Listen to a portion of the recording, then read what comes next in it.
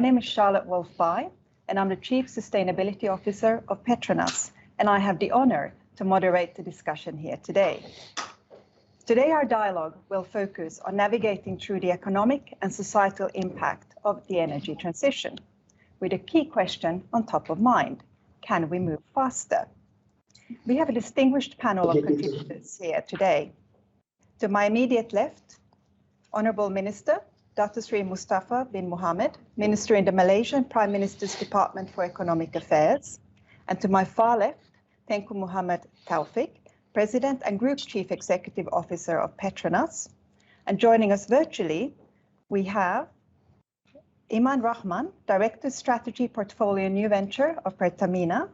And last but not least, Mr. Dilan Pillai Sandrasegara, Executive Director and Chief Executive Officer of Temasek International, a global investment company headquartered in Singapore. Welcome to you all, and thank you for joining us. Science tells us that climate change is real and that human influence is clear, and that limiting climate change will require substantial and sustained reductions of greenhouse gas emissions. This was the conclusion of the Intergovernmental Panel for Climate Change of its fifth assessment report from 2013. Fast forward 8 years today, and the same UN-led process published its sixth report. The message is the same, with the addition of an even stronger sense of urgency. We are quickly running out of time, but there is a narrow passage left to avert the worst effects of climate change.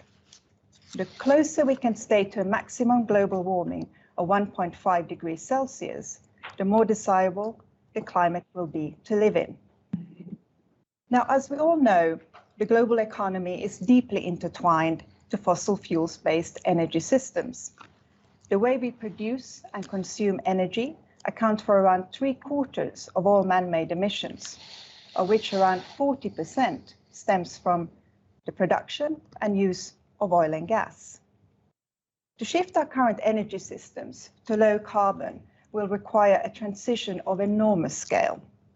Such energy transition will have to transform how our economies are run and how we live our lives, involving all parts of society, from government to industry to consumers and citizens. But the good news is that the International Energy Agency reckons that every dollar spent on the energy transition will be worthwhile, providing a $2 to $5 cost saving in the form of environmental benefits and human well-being. But we are far from reaching our collective climate goals. Country pledges only take us about 1/5 of the path that will lead us to net zero emissions. The Global Treaty on Climate Change from 2015, or the so-called Paris Agreement, lays the premise that developed nations must go faster and further in cutting emissions. But the science tells us that for every ton of carbon emitted in the atmosphere, it will be adding to global warming. So developing countries will also have to contribute.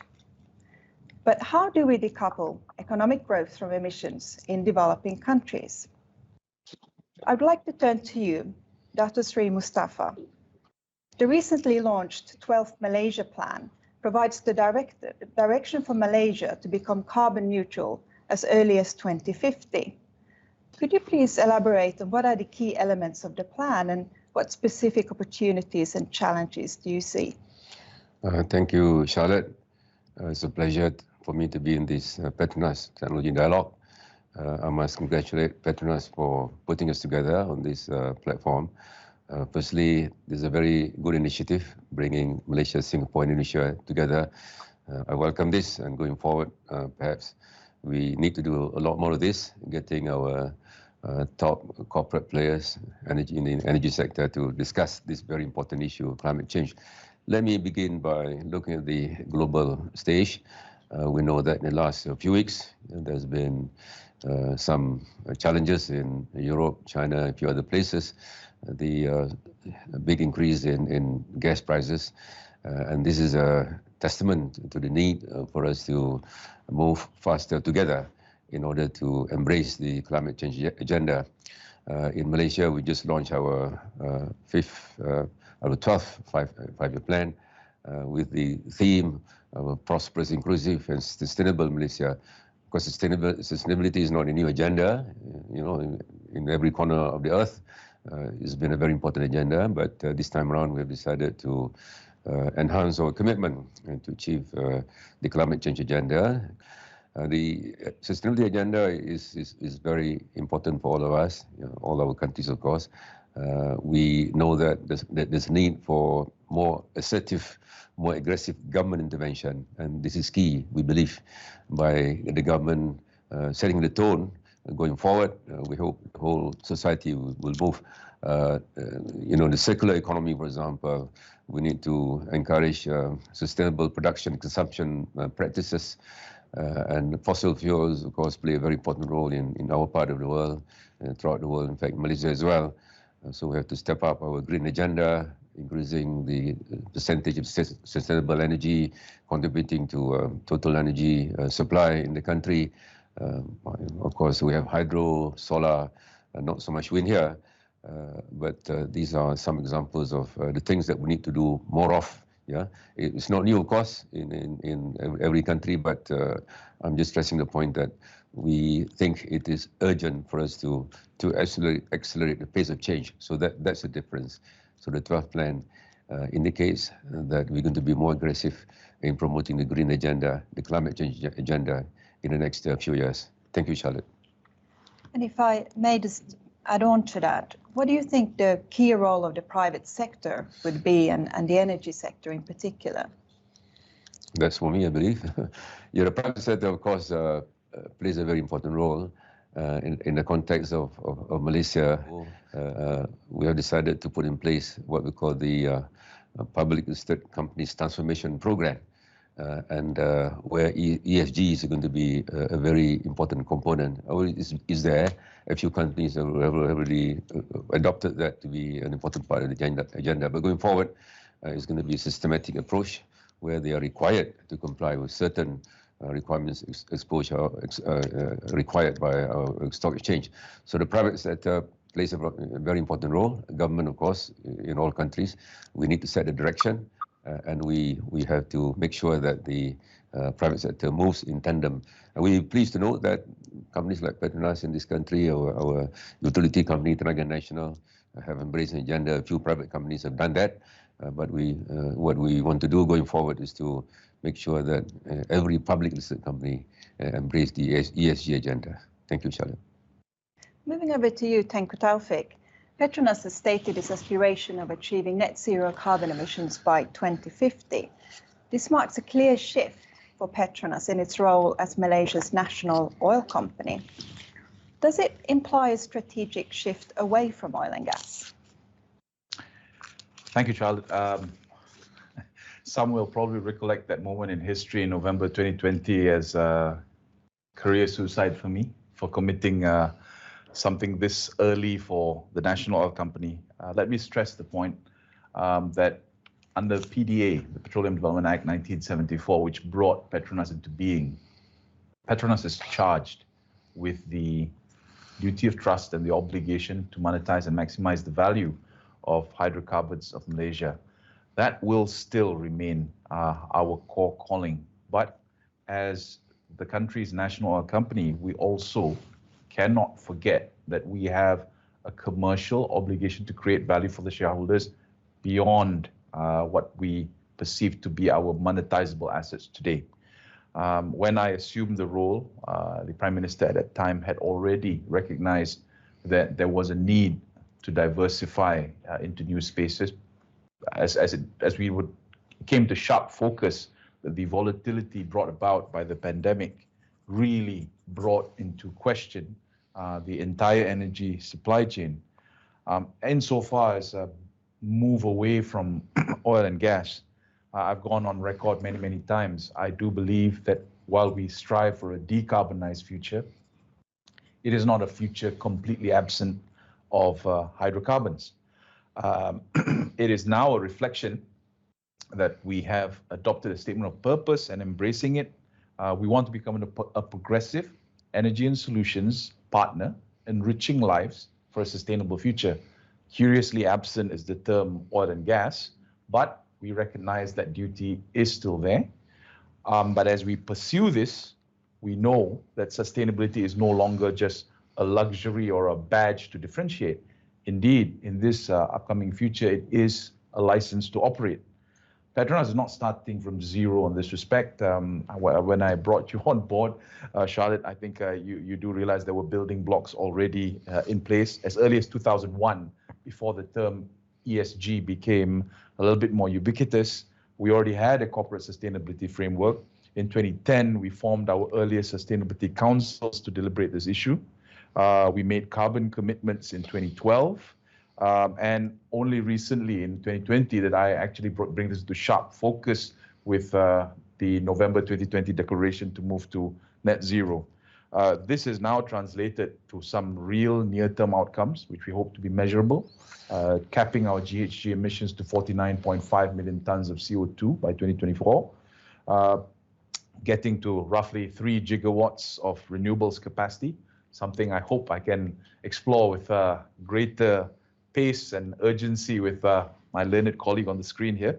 We continue to also fulfill our duty to society by supporting education efforts. We hope to have 24,000 education beneficiaries within this planning cycle. So with regards to starting off on this journey, while we still have the oil and gas at the core, the step outs, the necessary step outs to remain sustainable, the step outs into renewables, pursuing carbon capture and storage technology, making our forays into hydrogen, solar and wind, as rightly alluded to by the Right Honourable Minister. I think we do have this duty as a corporation to pursue.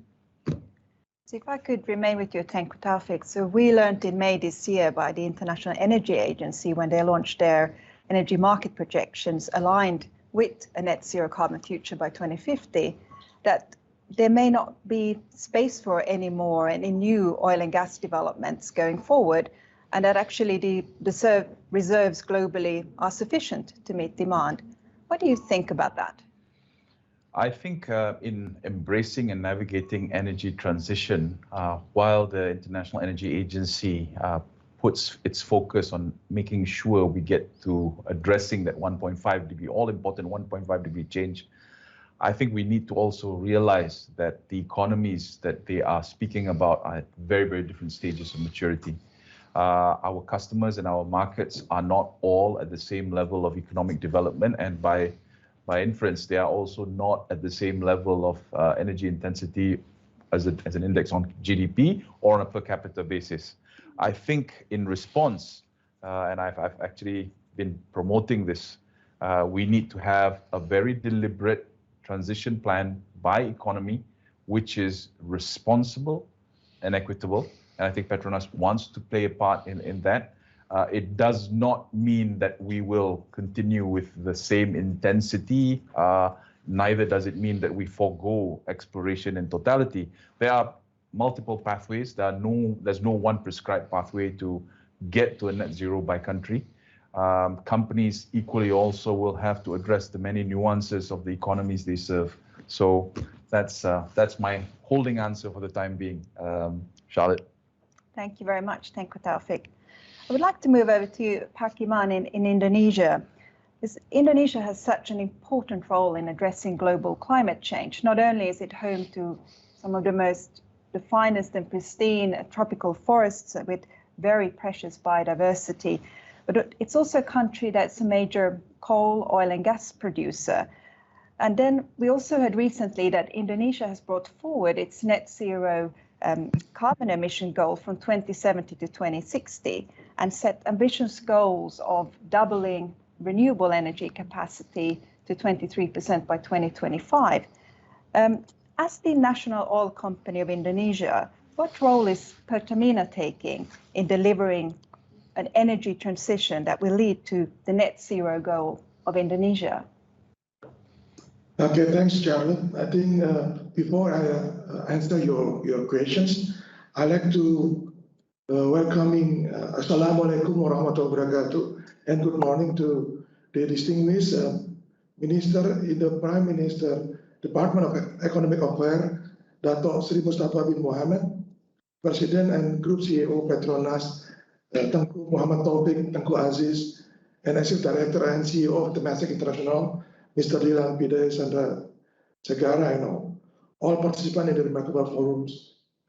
First of all, it's my pleasure, and also it's an honor to share with you all today how we are going to navigate our effort to embrace the energy transition in accordance to society's shared goals of limiting the global warming and achieving energy sustainability. I think, and I'd like to answer your questions regarding the as a state-owned enterprise or SFOE. Pertamina is an integrated government energy transition journey.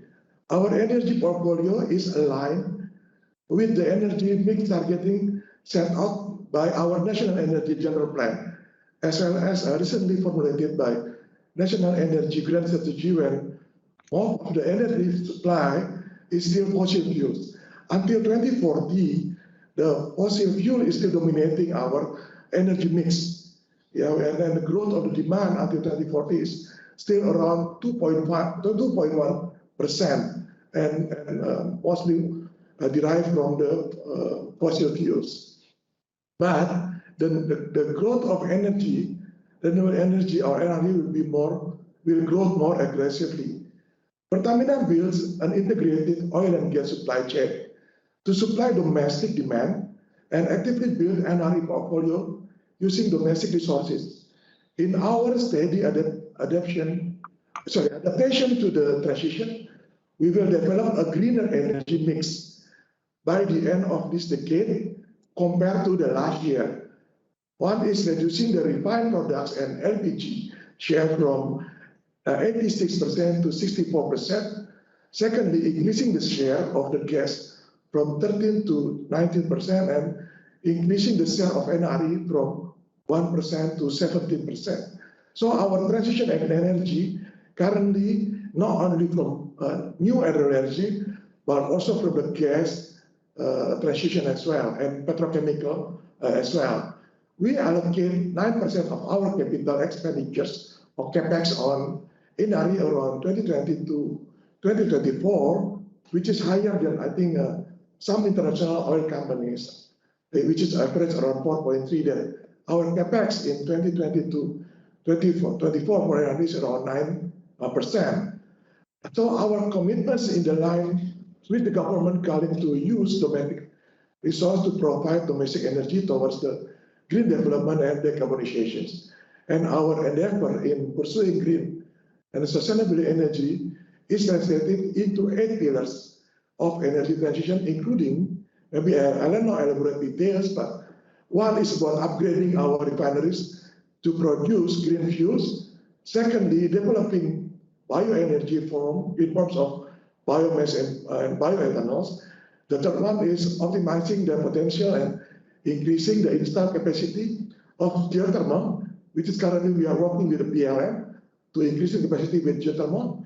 The fourth, the commercializing the green hydrogen derived from Pertamina geothermal field with total potential is 8,600 kilogram hydrogen per day. Fifth is the Pertamina is taking a strategic role, as you know, in Indonesia strategic ecosystem in battery and energy storage, including battery charging and battery storage. Six is strengthening our integrated gasifications, helping our customers in transportation, also in industry sectors to limit their emissions. Seven, and we continue to scale up the utilization of new renewable energy for power generation, including the solar cells that currently have been installed in our refinery, around 5.5 megawatt, which we are targeting to reaching 7.25 megawatt next year. And lastly, allowing us to reduce our carbon footprint, we plan carbon capture, utilization and storage in enhanced production in several our gas field, and except for instance that in our Sukawati and Bundi fields. But I think all of these things cannot be done by Pertamina itself. So I think I also offer proposals we can collaborate with the Petronas, also with Temasek as well to develop some of our pillar in transition energy. Thank you, Charlotte. Thank you, Pak Iman, for taking us through your plans ahead. They sound very comprehensive. Now, we have recently learned that Indonesia is introducing a carbon tax. And I wanted to ask you, how do you think that will influence the energy transition in Indonesia, and what effect will it have it on society and a company such as Pertamina? Yeah, we recognize that carbon tax is highly recommended by economists and international organizations as well, the most efficient and effective way to curb carbon climate change. As one of the CO2 mitigation methods, carbon tax can reduce energy use, improve energy efficiency, and simultaneously promote the development of renewable energy. Carbon tax will disincentive carbon emission for sure. Therefore, we gradually force the behavioral change to avoid or offset carbon emissions. Funds collected from carbon tax will be useful to strengthen our national climate adaptation plan and energy transition. On the other hand, we must proceed very carefully on carbon tax. Also, we may carry some potential risks to energy business. Therefore, scientific and rational carbon taxation policies should be deliberately formulated. I believe the government have carefully taken care this consideration on the implementation of this policy. We currently preparing ourselves to the future proof against carbon tax while also decarbonize our portfolio for greener future.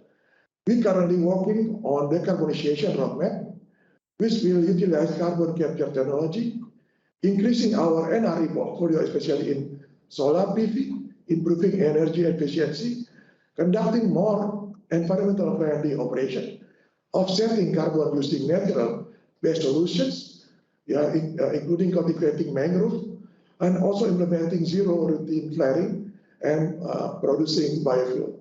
Thank you, Sharon. So what we learned there is that a carbon tax or a carbon price is an effective tool to decarbonize the economy, but you also need complementary policies to drive that transition. Now, I would like to move over to Mr. Dylan Pillay.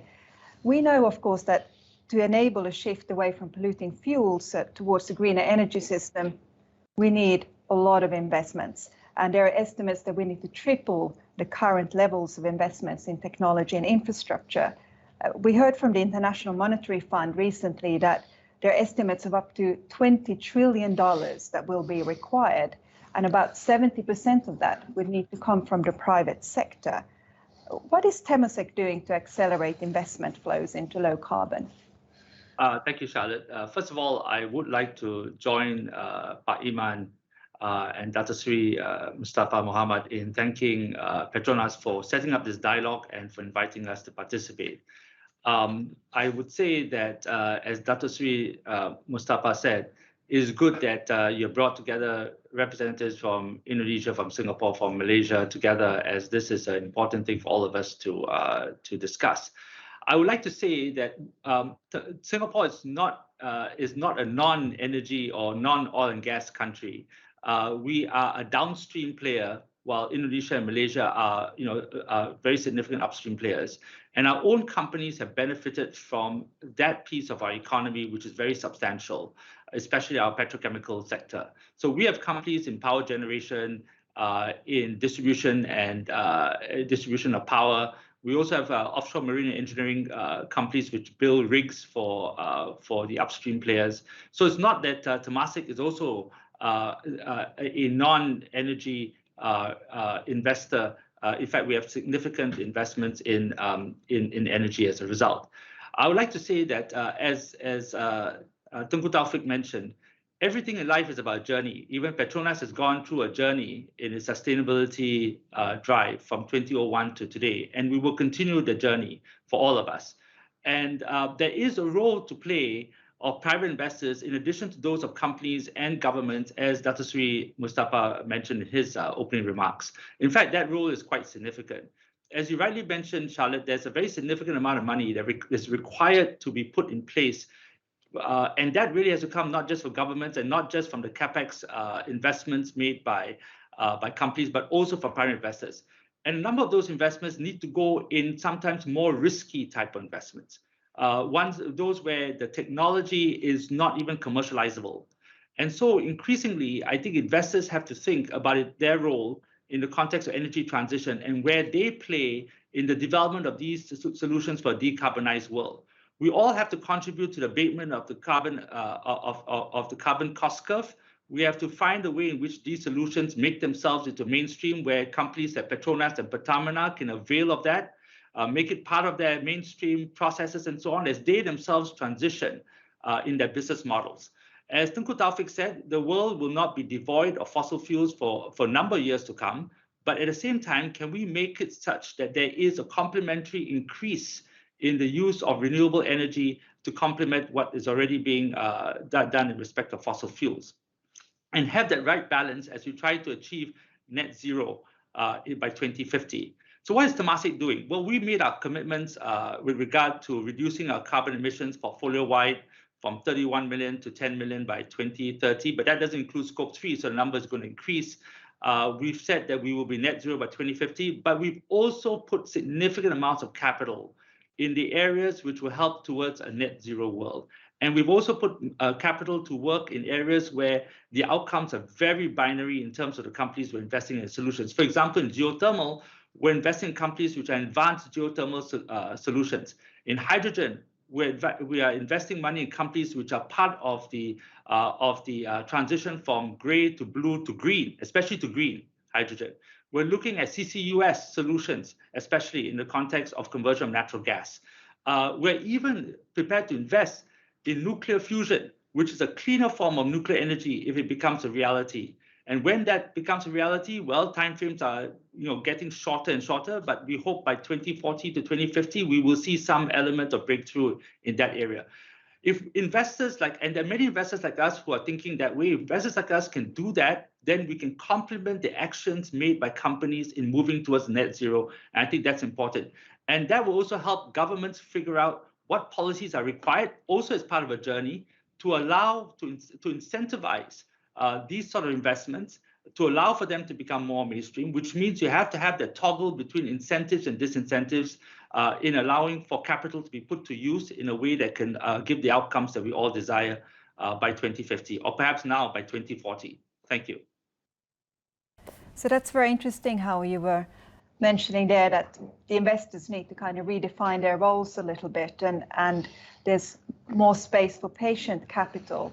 Now, we know that investments in renewables continue to increase also this year. However, it's actually an investment category that is lagging behind some other sectors because of the high risk or maybe lack of good quality projects out there, as you also alluding to. How could this risk be reduced into these new energy areas or low carbon areas? How could we drive more capital into that space? So maybe if I may say, I think every investor has a capital allocation framework, and you have to decide what proportion of your capital can be allocated towards these things which are important, areas to get into. That, of course, depends on the mandate that you get from your investors. So obviously, if you're a sovereign wealth fund, you have to think about what mandate is given by your shareholder to you. If you're a pension fund, you have to consider what mandate is required of you in respect to the management of your funds. There is a very significant shift of capital into ESG as a whole, public markets, and now increasing private markets. There is even now some allocation of capital to ESG funds, which are focused on helping companies transition towards a net zero world. That includes the idea of helping energy companies move from fossil fuel to a more greener balance in their energy portfolio, whether for development or, in fact, for the downstream. So capital has to find its way from a capital allocation perspective into the right areas.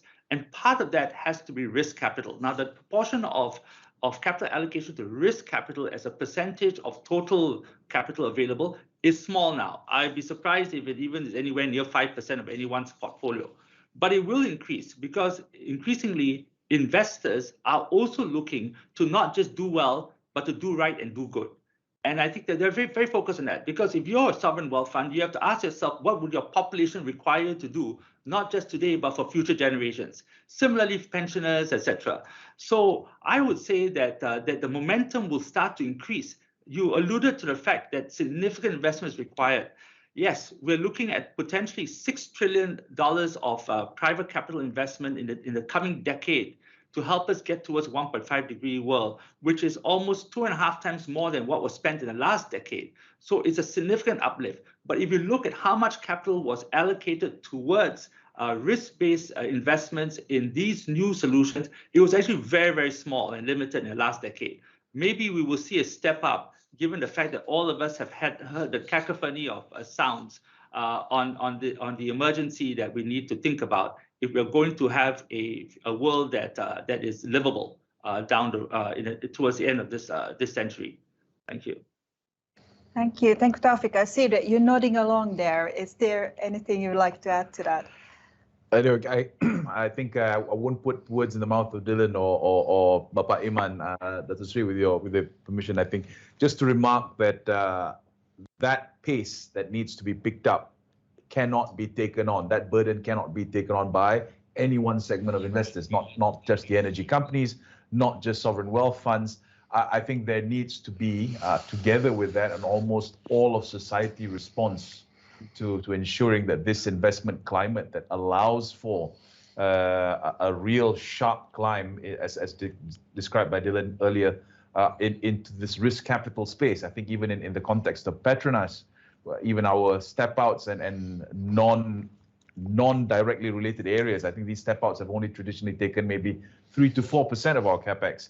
And I will potentially go back to the board this time round, asking to almost triple that proportion. This is going to be a challenge of the ages. I think every energy player is got a choice to make.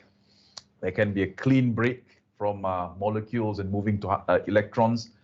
Some of us as national companies are not likely to take that step. There's going to be a middle path that allows us to monetize and follow this journey. But this journey, the pace along it likely has to be quickened and accelerated a great degree.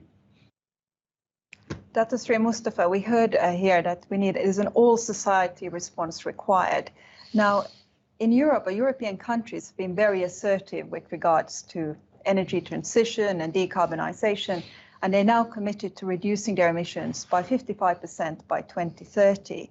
However, the latest developments in oil and gas prices and also the nascency of renewable energy in Europe has actually now also posed an affordability challenge for Europeans. How do you think Malaysia can best be prepared for more renewables and the energy transition and the investments that need to go in? And how can we also ensure that we retain affordable access to energy in Malaysia and beyond? Thank you, Charlotte. That is a big question. We are a developing country like Indonesia. We've got to be realistic. At the same time, as I said earlier, we've got to accelerate the pace of change.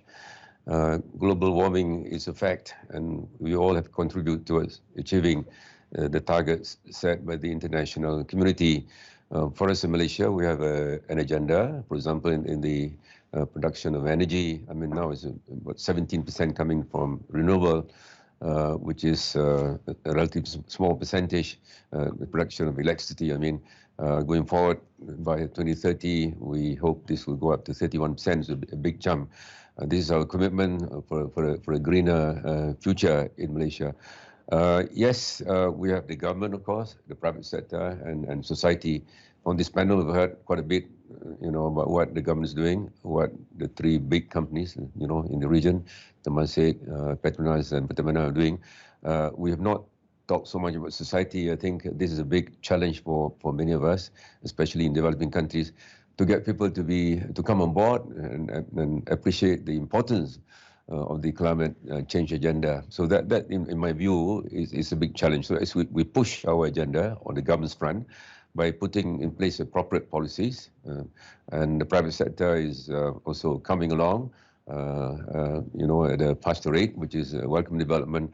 I think the laggard perhaps is society. Education is important. I think it is very important for us to make sure that it becomes a whole of society approach. This is becoming the norm now. Of course, it's not going to be smooth. It's going to be very challenging, but we have to get there. So my point is, there are challenges along the road, but it is an agenda that we all have to embrace, and we have to make sure that our people support this agenda wholeheartedly. At the moment, I must say, I'm being realistic. We need to do a lot more to ensure that our people appreciate the importance of achieving the climate goals set by the international community. Otherwise, we'll not be here anymore in the next 20 to 30 years. And that's a challenge. Thank you, Charlotte. So we need a smooth transition. I think that's what you were mentioning there. Pak Iman, right now we are seeing a very strong prices for oil and gas around the world. And also, these are possibly going to go higher. And we're also seeing inflationary pressures on commodity prices, which in turn is affecting also investments into renewables and the rollout of renewable infrastructure and low carbon infrastructure. How do you see today's sort of high oil and gas price situation affecting the energy transition? Is it going to slow it down? Thank you, Charlotte. I think in the long run, the current increase in the oil and gas price shows our heavy reliance on the fossil fuel, combined with the also low reliability on the NRE, especially wind and solar in the weather disruptions. For this situation, we learned that we need to reduce our reliance from fossil energy and accelerate development in energy storage technology to support transitions to electrification. We also need to carefully manage our transition in order to mitigate the transition and physical risks of climate change. I think in the past, or in a couple of years ago, we know that low oil price reduced the appetite to invest in the upstream sectors. The appetite also worsened by rising investor and climate activists' pressure on energy transitions and decarbonizations. Based on the Wood Mackenzie and Rystad data, most of the oil and gas company reserve R2P currently is average 10 years or below. This situation increases risk and of supply crunch in the future. Therefore, I think we need to carefully manage fossil investment to strengthen a short and mid-term supply, while also diversify our energy to NRE. As I mentioned to you earlier, like Indonesia until 2040, the demand will increase by 2.1% and still dominated by fossil fuels. So, however, the story is quite different in the short run. We are currently focused on post-pandemic recovery. I think the rising energy price will hurt our recovery effort badly, and this will make us focus more on recovery to avoid the economic crisis. Therefore, in the short run, the energy transition will be affected for a while, but I believe that if we stay working together, even though with Petronas and Temasek, we will overcome the post-pandemic crisis. Thank you, Sarah. Thank you. Mr. Dilan Pillay, so we heard here that the energy transition will be affected for a while. We don't have a long while really to wait. And could you maybe reflect a little bit on the current high oil and gas price and how it might affect the investment climate into low carbon energy? I think we've seen an incredible event the last few months with the spike in oil and gas prices, and the impact it has had, especially in China and in Europe in particular. And really, it's about gas supplies. It's about weather conditions matched by gas supplies, and that's a critical issue. But we also is to some extent reflective of what we may see coming forward in the years to come. I think we cannot take the view that these spikes will not be seen as we continue the green transition. I think we have to expect some spikes to come from now and then, between now and then. The question is, what do we do about this? Now, that's where I think there is a real issue that governments have to take on board with respect to the population. When population see a spike in such oil prices, then what will their position be on the green transition and therefore the climate change agenda of governments? I think that's a big issue, because I think we're beginning to see some parts of that happening already in places in Europe and so on. And I think in countries like China, which are so reliant on energy, and in particular on coal and gas for their own industrialization, they have to think quite carefully about how to manage this transition more effectively going forward if they're going to see a repeat of what they've been facing in the last couple of months, and where they've now had to ramp up coal production, for example, which will of course set them further behind in their carbon goals, which are already very difficult to reach. So if I look at that, then what is it that we need to see in order to get a better equilibrium down the road with regard to energy prices versus the ability to invest in the energy transition? And so one of the things, of course, is carbon pricing. But carbon pricing cannot be done in a way where it's just a blunt instrument. It has to be used as an incentive and then operate as a disincentive.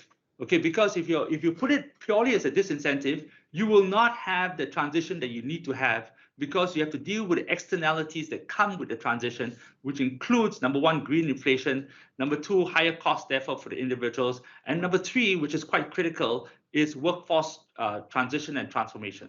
We have to remember that the job of government is to also promote social cohesion, quite apart from economic prosperity. Economic prosperity can only work if it leads to social cohesion and social resilience.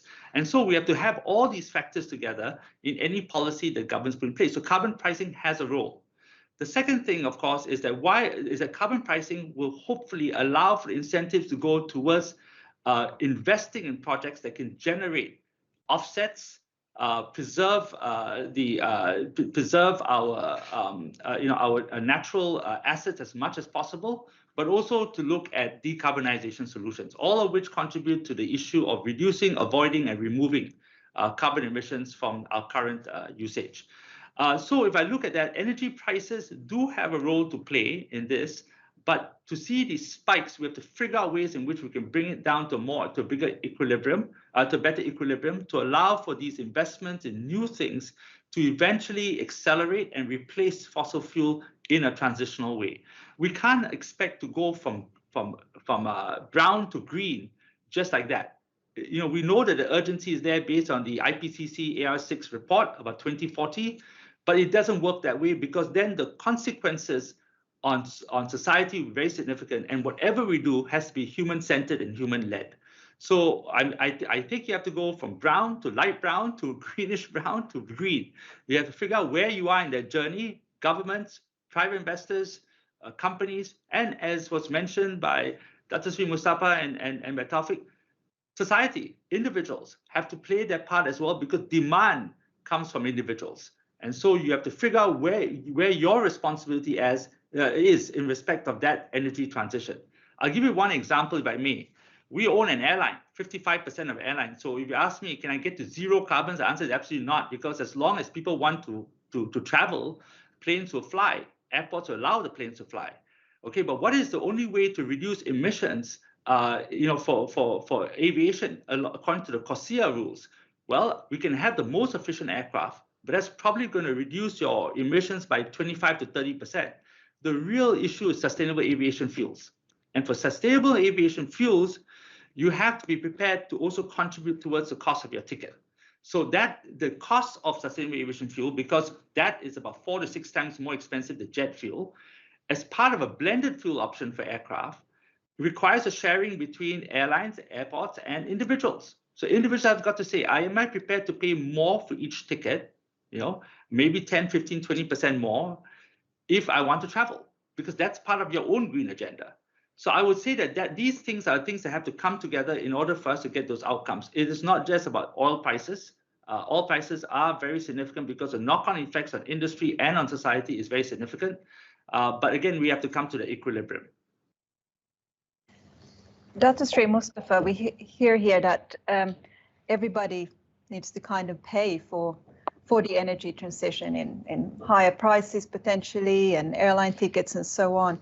Do you think Malaysians are ready for this? Yes, it is a very relevant question. We got to go to, we have to look at technology and innovation. This is a very relevant issue. I mean, you look at solar, for example. Malaysia is a big player in production of solar panels, one of the biggest in the world. But the consumption of solar energy in this country is small. I know Petronas has gone into this in a fairly big way, and going forward, I'm sure Petronas will put more money in the solar sector. So this is an area where, through technology innovation, we've been able to reduce cost of production. So that therein, I think, lies the solution. There's going to be bumps along this journey, and the current issues in Europe, India, and China, of course, is a clear example of a bump, which will hopefully not derail. Hopefully, it's a temporary phenomenon, but certainly these are some challenges. So I think the answer lies in innovation and technology. Petronas has done a lot of work in this, and of course, Singapore is also investing a lot of money in that. Pertamina as well. You look at how digitalization has transformed the global economy. What is done to e-commerce, for example. This is one instance, and of course, in oil and gas as well. There's a lot of digitalization going on. So I think the answer to some of these challenges, not a complete answer, of course. I think we've got to do more, spend more money on research and development. Innovation is key. Bring down the costs of production, and if that's done, then it will become more acceptable to society. As Dylan pointed out, I mean, of course, it's very expensive to run on green, totally green fuel to get jets flying in the air. We have going forward, there will be green hydrogen. That's probably some way away. But looking at hydrogen, for example, they've been telling us that there's a lot of research going on, and hopefully that's another source of renewable energy. So this is, I think, in my view, we have companies will have to spend more on research and development to bring the cost of production. That's one way out of addressing this bumpy journey towards net zero emission. Thank you, Charlotte. So thank you, Taufik. Will you be spending more on research and development? She's putting me in a position here. Yeah, of course. I think the commitment here, I think very well put by Dylan. There needs to be if there's a meeting in halfway, there is a structural demand issue to deal with. We need to eventually displace the traditional forms of energy into something more renewable. The avenues have been presented, multiple routes, and be it hydrogen, a greener form of traveling through sustainable aviation fuels, or readily available today. I think countries heavily reliant on coal can move to natural gas, but in order to answer and respond to the long-term challenge, which has been well described by Bill Gates in his book as the green premium, this bit of additional cost and burden to the consumer and society at large needs to be dealt with. Part of the solution. Some quick wins. We can think about better efficiency. I'm sure Pak Iman and my counterparts here and in Pertamina are pursuing that already, dealing with fugitive emissions, dealing with more and more avoidance of flaring and venting. Those are the near-term wins, but over time, they need to aggressively grow into areas which are not necessarily traditional to the oil and gas sphere, which is very, very prescient and very, very relevant to the forum that we are speaking on today. Technology will help unlock this, and technology must be something that companies commit to, which is why I am, of course, promulgating a far more aggressive technology agenda, at least under my watch. So can you give us a flavor of what might be the fuels of the future? Where are we going to land? Well, a natural adjacency for Petronas is hydrogen. We're already in natural gas. Hydrogen seems to offer a lot of adjacencies vis-a-vis the ecosystem, the similarities in markets, the dealing with transport and marketing of hydrogen as something that can power economies as an efficient energy carrier. I think it is within the playbook of every oil and gas entity as we speak today. The possibilities, of course, also transcend into maybe over the longer term, potentially even some wind solutions for our offshore facilities. But insofar as complementing the shift, it is natural gas for the time being, eventually moving on to something like hydrogen. So to round off our discussion, I'd ask each panelist to briefly sort of comment on the following. So I think we've heard that there's no silver bullet. We will have a bumpy road ahead. Everybody needs to contribute and pull his or her weight. But what, from your perspective, what would be the single most effective way to really accelerate the energy transition towards a low carbon future? And why don't we start with Pak Imam? What do you think? What would be the one most powerful thing to make sure we move faster and further? Thank you, Charlotte. I think the most effective way is the global collaboration, with binding target and firm transition planning. We strengthen the commitment, increase joint collaboration, and also give a clearer view on energy transition plan. We can work together in the area of the research and development, as mentioned with the Minister, Dato' Mustafa, to accelerate energy transitions. We know that many of energy transition and low carbon technology still requires further development to achieve its full potential. For example, energy storage to support electrification and intermittent nature of NRA, such as solar PV and wind turbine. Another example is CCS. Based on fact, the development of this technology is very slow. After 5 decades since the first development deployment, CCS is still constrained by high abandonment costs. And I think finally, I'd like to send our President Director regard to Minister Dato' Mustafa, CEO of Petronas, Tengku Muhammad Taufik, and CEO of Temasek, Mr. Dilan, and apologizing for cannot attending for today discussions due to that currently our President Director has been called by our President, to meet with himself physically. Thank you, Cheryl. Thank you very much. Over to you, Mr. Dilan. What do you think? What would be the sort of key, most effective way to drive the energy transition further? The real thing that we should all focus on is how do we bring down the carbon abatement cost curve? Okay, that is very important, because if we can do that, then the transition can happen faster, which is what I think all of us are looking for. And that actually requires, as was discussed today, a collaborative approach between governments, and even then between government, private sector, which includes the companies and private investors, in terms of that sort of investment required to get there. We can't expect governments to pay for it. That's not fair, because the amount is just too large and the burden will eventually fall onto society and individuals. We do think government's role there is on the workforce transition, because that's quite important, because companies have to deal with a number of things in energy, in the climate change transition agenda for themselves. But because workforce transition and development is in fact a social goal, which all of us have to contribute towards, governments have a bigger place to play for that. So in a way, I would say that that collaboration is so key to getting to where we need to get to, and collaboration broadly, globally, but also regionally and even within the country. So, as Dato' Sri Mustafa mentioned, I think this dialogue that Petronas put together is just reflective of the need for Malaysia, Indonesia, and Singapore to also figure out how to do more things together, because we have goals which are similar, but we have different challenges. So we are totally green energy challenged. 95% of our energy is natural gas, and only 5% can be done by solar. So we have to, by necessity, reach out to others who can produce that for our own needs for importation.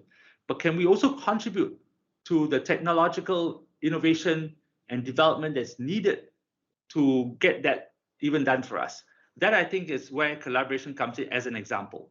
So I would say that that this decade is a decade of collaboration in order for us to make sure that we can get to where we need to get to. Thank you. Thank you, Taufik. What are your thoughts? I hate to sound like a broken record, but both the learned individuals probably have already taken the pretty much stolen thunder there. The key statement is, the key commitment that must be made is unprecedented levels of collaboration, be it from the investment community releasing the much needed energy financing, be it from, if I dare say, dengan izin Dato' Sri, key accommodative policies that make sure the shift happens with measurable outcomes, a willingness by both government, GLCs, PLCs, to reskill and upskill a workforce that needs to cope with energy transition, and at the heart of it, society that embraces energy transition as the only means of ensuring a sustainable future. A bit self-serving, Dylan mentioned carbon abatement. That's our core ask here, that you consider the less than perfect solutions today. He mentioned the energy mix of Singapore being very highly dependent on natural gas. We're 70% natural gas. Pak Iman knows this. He tracks his competitors as well as collaborators. Petronas is 70% natural gas. We believe that this is a ready solution for people embracing and pursuing a policy shift. But as we pursue that, I need to solve for the carbon emissions, and that will involve costly commitments to solutions such as CCS. Technology is available, but scaling it up, using it as a solution not only for ourselves, but also for industry. Now that's going to take a real paradigm shift, and that necessarily involves a lot of collaboration between policymakers, the investor community, and energy players such as ourselves and Pertamina. So those are definitely, there is, the question pretty much describes its own answer. There is no one single silver bullet. We probably need a magazine of silver bullets.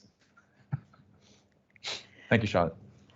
Dr. Sri Mustafa, how do you think we can speed up the energy transition? Transitions are always difficult in any part of the world. You need a lot of buy-in from various sections of society, as alluded to by Dylan.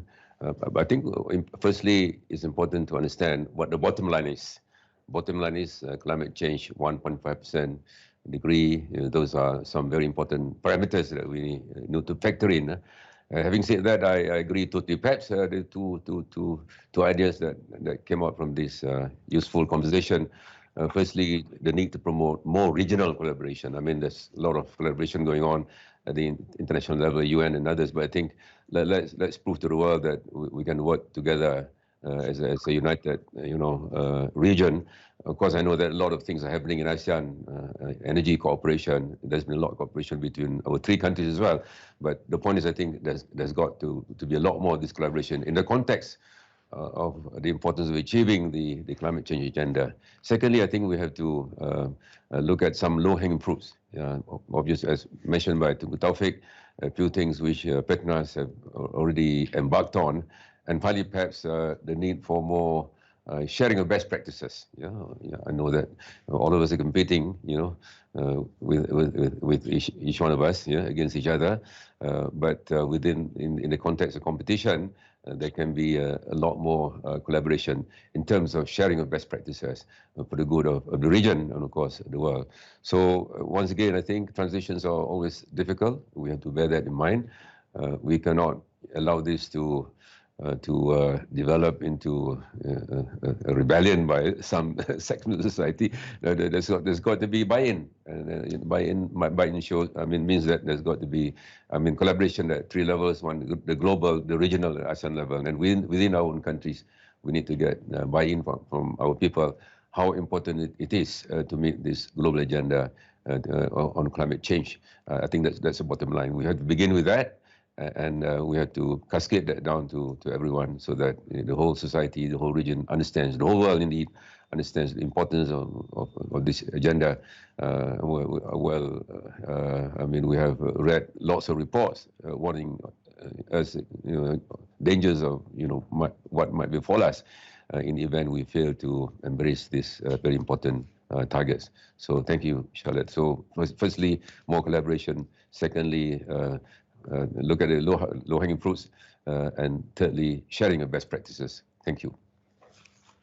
So to conclude, maybe we can say that we need an inclusive and participatory energy transition to iron out the bumps on the road. And if I may also borrow Dr. Sri Mustafa's words here, if we use the 1.5 degrees as our bottom line, maybe that will unleash unprecedented and new types of cooperation. That will also then bring more patient capital and greater collaboration for an expedited energy transition we all need.